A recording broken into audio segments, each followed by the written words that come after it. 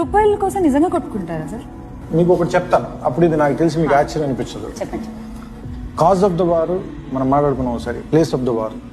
Earlier మన కొత్త యుగంలో పురాణాల గురించి వాటి గురించి చెప్పినప్పుడు వాడెవడో ఒక రాక్షసుడు హిరణ్యాక్షుడు అనేవాడు వేదాలు దుబ్బుకి వెళ్ళిపోయి కింద ఎక్కడో 7 సముద్రాల కింద దాక్కుంటే ఆయన శాపలాగా వెళ్ళి చంపాడు. తర్వాత త్రేతాయుగంలోనేమో సీతని రావణాసుడు ఎత్తుకుపోతే లంకలో దాస్తే బ్రిడ్జి కట్టుకుని రాముడు వెళ్ళి ఆ బ్రిడ్జి దాటి వెళ్ళి ఆయన చంపాడు.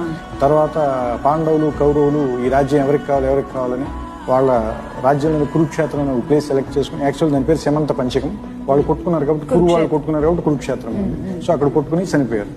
జాగ్రత్తగా మూడిట్లో మీరు అబ్జర్వ్ చేస్తే ఫస్ట్ దాంట్లో cause of the war is knowledge, వేదాలు పట్టుకెళ్ళాడు. And place of the war is very far from where you are living, ఎక్కడో down the sea. Okay, next దానికి కాజ్ ఆఫ్ ద వార్ కొంచెం తగ్గింది, ఒక అమ్మాయి ఫ్లెష్కి వచ్చింది ఆ లెవెల్కి సీత. ప్లేస్ ఆఫ్ ద వార్ ఇంకా తగ్గింది, జస్ట్ ఒక బ్రిడ్జ్ దాటి వెళ్తే చాలా అవతలకి. ఆ నెక్స్ట్ లెవెల్కి కాజ్ ఆఫ్ ద వార్ ఇంకా తగ్గింది, piece of land, lifeless land. ఈ ప్లేస్ నీదా, ఈ ప్లేస్ నాదా అని కొట్టుకున్నారు. ప్లేస్ ఆఫ్ ద వార్ ఇంకా దగ్గరికి వచ్చింది, వాళ్ళ 2 రాజ్యాల మధ్యలోనే ఒక ప్లేస్.